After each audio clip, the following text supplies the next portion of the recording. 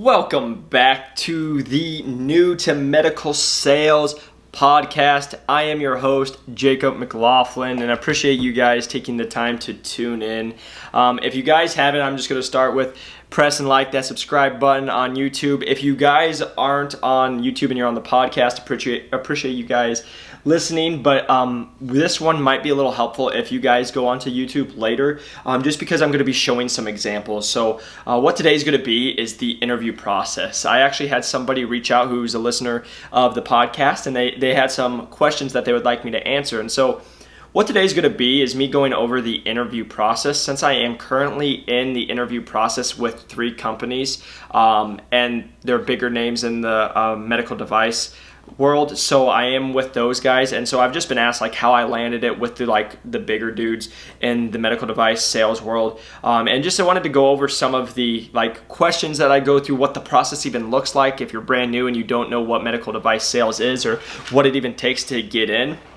And then just touch on, how much you'll make, kind of the benefits, what the roles are, and then also just going into kind of how you set yourself apart and how I even got interviews. And then what I did in those interviews, because I am a finalist in all 3. So I'm super excited about that. And things are happening real fast, and we'll kind of see what the next couple of weeks bring with that. But that is one thing I want to touch on before we jump into it when I talk about the interview process in this world is medical device sales. It's not fast. A lot of people will be like, oh, it can happen in a couple of weeks to a month. That is possible, but to be honest, all my interviews that I'm in right now have been about 2 months. And I mean, that's from being contacted to be like, hey, this position is open, to stringing it out to, maybe you have your initial interview and then you wait and then you hear if you even get moved on to the next round, and it is just a long process. So I do want you guys to understand that. But first off, I want to start off with what the interview process looks like if you're new to it and you've never been in one. Typically, what I've experienced, it could be 4 from others, 5 from others. It's been normally about 5 steps in the interview process. And so what I mean by that is, I apply and then it's like, hey, let's have you do an interview. And it's kind of just like a screening interview where they want to get to know you. They want to see how you talk and how you're able to interact with people, and if they like your personality, your energy. And so it's usually a little quicker interview, but they just want to see you in person. Then the second one for me normally has been HR. I'll get a call from HR. They're going to ask me any questions that they have that maybe didn't get answered in the initial interview. And then also they're going to go into detail about what the position is, what is expected of it, what the salary is, what the travel would be, and what you're really looking to kind of go into that next step. And then if you get past the HR, then it was for me Zoom. So right now, again, during all this COVID-19 stuff, they're not doing in-person meetings. So what I've been doing is I've actually been doing where it's kind of it's not so much Zoom, but I could be recording myself, or I'm doing just an interview where they give me 4 questions and I record myself answering these 4 questions. And it's it'll give you the question, you have 90 seconds or 60 seconds to prepare, and then it's going to record for 60 to 3 minutes, and you can't stop, you can't mess up. Whatever is recorded, it's recorded, and then that's what they use to kind of consent to people. So multiple people throughout the sales process or the interview process can see it, and they can send it to colleagues to see if, hey, do we want to move this guy on to the next round? And then there is where it kind of goes into, now you're funneled into the more of the final rounds. So basically it's 3 to 4 or 5 serious people. And that's what I just got done with last week, doing that. And then once you do that, then it's the finals. And so it's basically between you and 2-3 other people. And then that's when I talk to the VP of the company or VP of sales. And that's what will it be is who's going to get hired from that.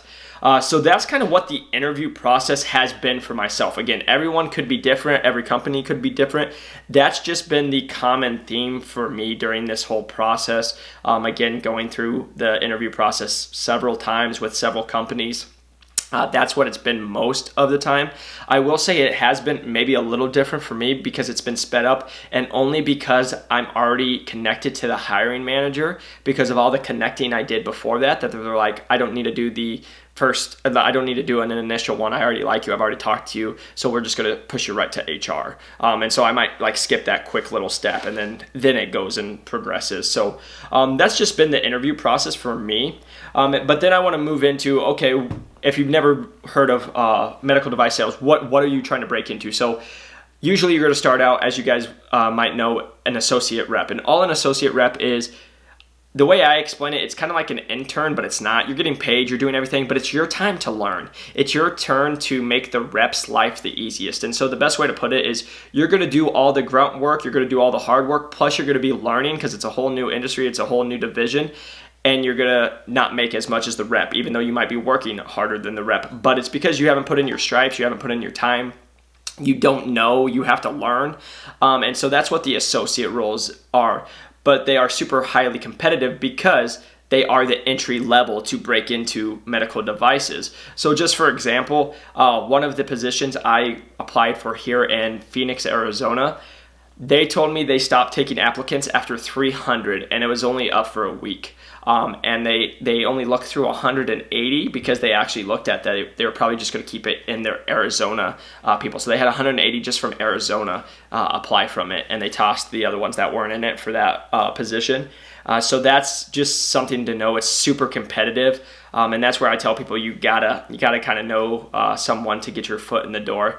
But going on with it, again, your associate rep, you're just going to be helping out. You're going to be doing all the grunt work, moving trays for a lot of it. You're going to be setting up cases, and basically you're covering cases and helping the rep while the rep goes and makes the sales and does the sales process, and like as you're continuing to learn. So that's kind of like a really vague description of an associate sales rep. And then we're going into kind of what does that look like. So this was a question I always had. What's the salary? What's the 401k? What's the benefits that come with it? So with all the positions that I've been looking at, a salary for an associate sales rep most commonly is between $50,000 and $75,000. And normally what it's been is like, hey, it's going to be a base of $50,000, and then you have $25,000 worth of commission that you possibly could earn if you hit your numbers, and because they do give you a little bit of quota, or if you help your rep hit the quota. So that's what the salary has been. Normally, everyone does a 401k match. They do it really well. Every single person I've talked to in medical device talks about how great the insurance is, no matter if it's like vision, dental, whatever it is, healthcare. They say it's amazing benefits with it. So that's just something that is super attractive for myself. On top of, breaking into it, like they make sure to compensate their reps very well, and even the associate sales rep. Then also don't want to forget sales, you also get a car. So a lot of them will give you a car, or they'll give you a stipend for a car, and it'll pay for gas. Some of them will give you a cell phone for work. They'll pay for it. They'll give you I've even been told that would be I would get a laptop and they'd pay for my internet. So there's just a lot of cool perks, and then also like a gas card. So for example, if you had a car, you're using it for the business, they're going to pay for all your gas. So there's just a lot of cool perks that would come along with it to do the job. But again, understanding that it is a super hard job to do and to get into. So that's really the big bulk of, hey, what the interview process looks like, what does salary looks like. But now I kind of want to go into some questions that I've been asked during the interview. And the biggest one is concerns.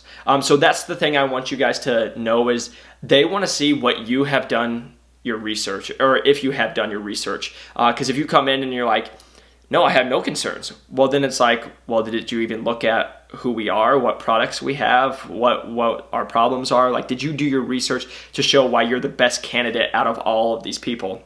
So just making sure that you guys are doing research on, hey, what I can do to bring good questions. I would say make a list of 5 to 10 questions that you can bring and ask the hiring manager.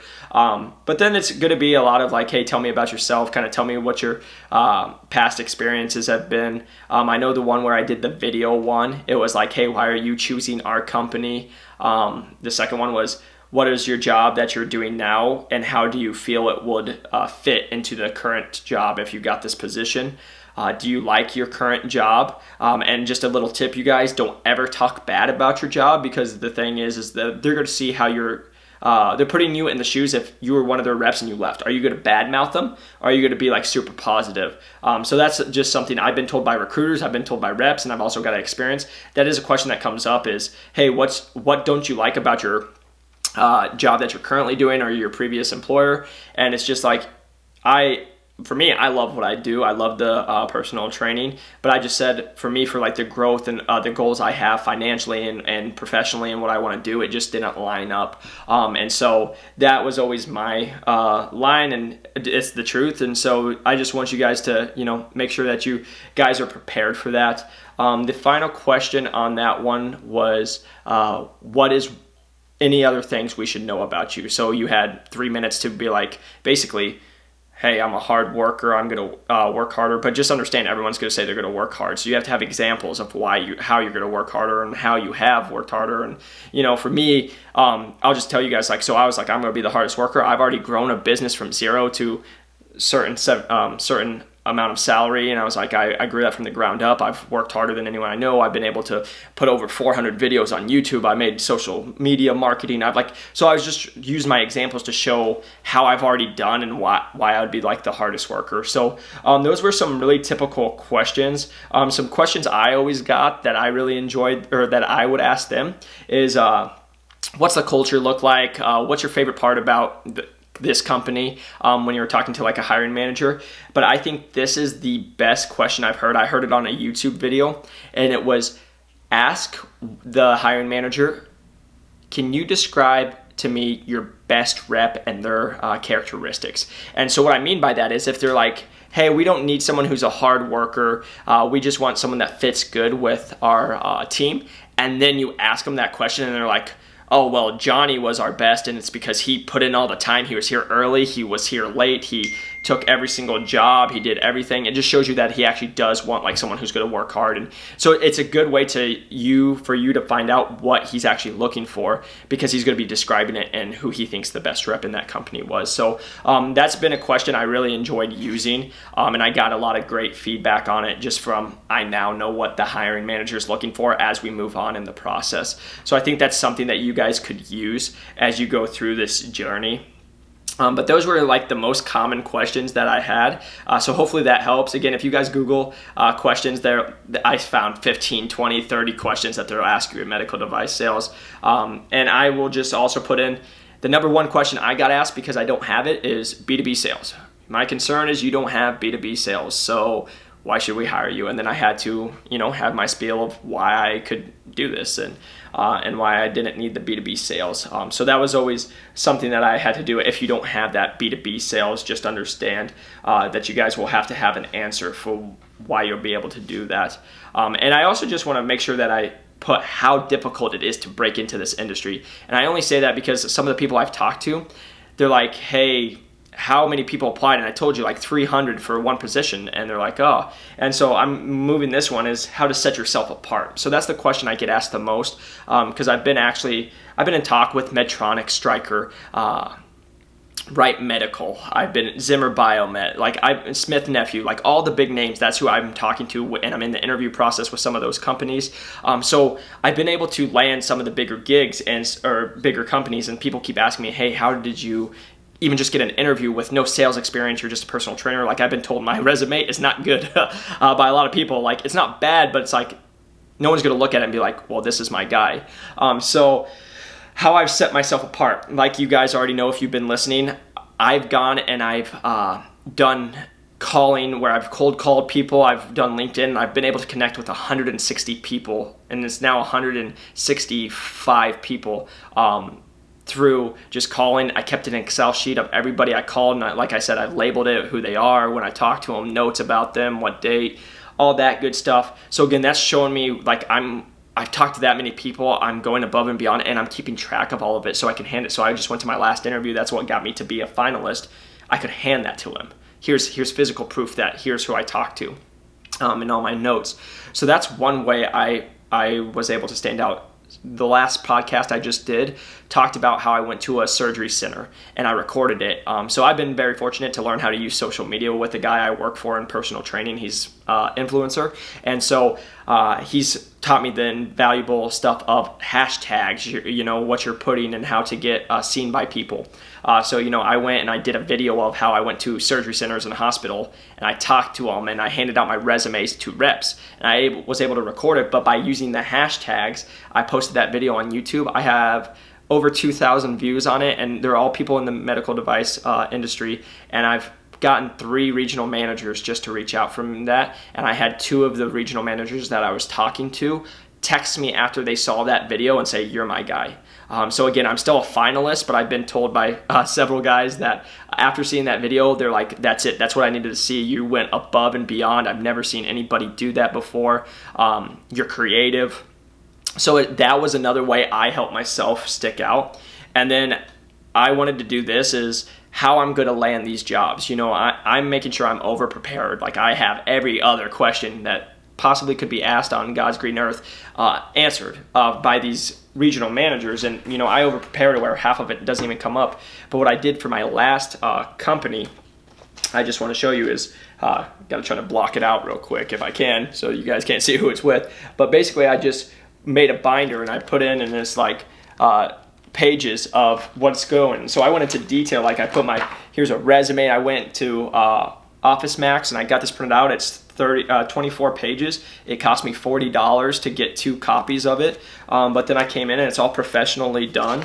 And then it's come in and it's table of contents. And so I like did a demographic of the area I'm applying for. So if it's Phoenix, I went into detail of like, hey, what's the population here, how many men, how many women, some of like the growing areas around here, so the future growth here. And then this is where I feel like I set myself apart to get these positions, and I think I highly encourage you guys to do hospital profiling. So I actually went to hospitals in the area. I found the name, I found their number, and I found their address, and these would be potential people that I would go hit up. So I put that out there. And then I went into even surgeon profiling. So I went in and I found 10, 15 surgeons, and then I went into detail about them and just like where they work, what their specialty is. So for example, if I'm going into ortho, let's say, I'm going to find people that are surgeons in ortho, so I can now show that I'm prospecting. And then, like, for example, here's one where I went into detail with a guy where I put a whole page and I just profiled him. I put his name, I put his background, I put what he does, what he specializes, and where he's located, and his phone number. I did that for 3 surgeons. And then the next thing I did was I went into detail on like why I wanted to join that company. So I have a whole page dedicated to that.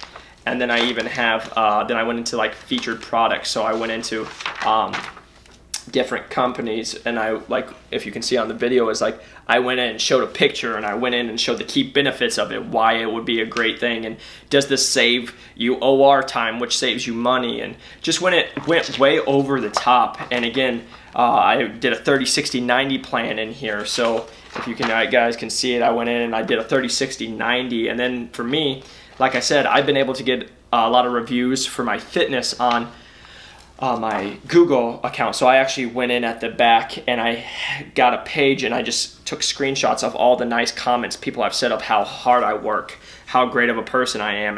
And that way I can show them and be like, you know, instead of me saying it, it's coming from the horse's mouth, where these people are saying it for me. And so I was able to show it. So this has gotten a lot of great feedback. But I do want to let you guys understand, like, this took me 6 hours. So it took me 6 hours, plus I paid $40 to go to an Office Max, get it printed off, get it all professionally done.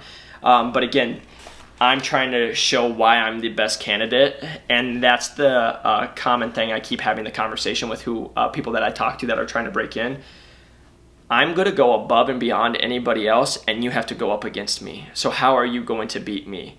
So again, that's not me trying to be cocky. That's just me saying, I'm crazy. I'm going to show that I want this. You got to try to compete with me, and you should be that person in your interview process. So when you're doing it, you're now the person that they're trying to compete with, and you go so overboard that it's like, man, this guy's so prepared. He spent so much time. He's going to be an amazing rep. So it's not even a question in their mind when it comes to, hey, who should we move forward?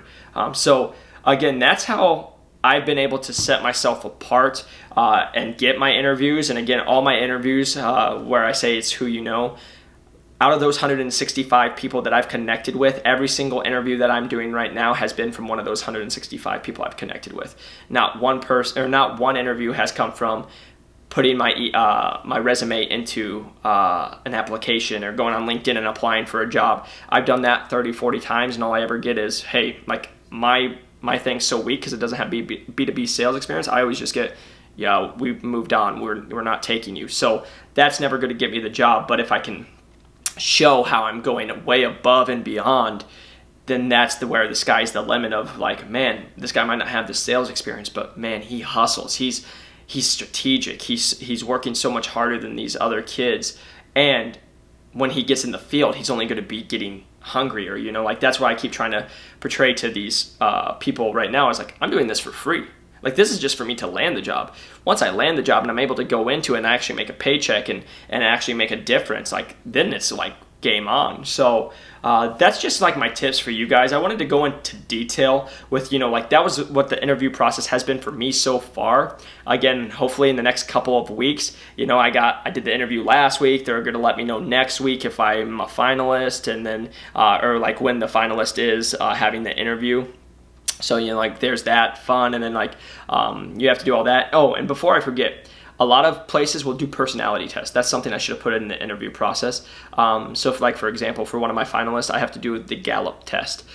So just understand, I've got to be on a phone for an hour and I have to talk and answer all these questions, and it's a personality test. And I've done it for other companies where it's all online for an hour and a half and I'm answering crazy math questions and all these weird questions. So that's something that comes with it as well. So they just want to see how you fit in their company, and they pair it to like their top performers and what they got their scores, and then they're going to pair you and be like, hey, would this guy be a good sales rep or not? So I forgot to mention that one. But again, I hope this is helping. I hope this is adding value to you guys, because I just want to share my experience with you guys. I want to help you guys all break into this amazing industry. I'm so excited to eventually get in there and just make a difference in people's life and get my professional career in medical device going. And I want the same for you guys. So again, if you guys haven't, I would really appreciate if you went on the podcast and wrote me a 5-star review. It would mean the world to me. And also, if you're on YouTube, press that like and subscribe button, as I'm going to continue to document my journey. Even when I get in, I'm going to document what it's like being an associate rep or being a territory manager, or just my journey and the whole process. So I really appreciate you guys taking the time to listen to me. Again, you guys can find me on all of my platforms at Jacob McLaughlin Fitness. Please feel free to reach out, ask me any questions. I'm always happy to help with anything I know. And also want to give a quick shout out. If you guys haven't looked at Scott Macon and Legacy Now Coaching, he actually helps, has a business helping people break into the industry. And if you guys haven't, he's been an amazing resource for me. So I just wanted to give a shout out to Scott and say thank you, because him and Sarah, his fiance, have gone above and beyond for me to help me get through these interview processes. So again, always just try to put a plug when I can. But again, thank you guys for taking the time to listen to me. Appreciate you guys, and I will see you on the next one. Peace.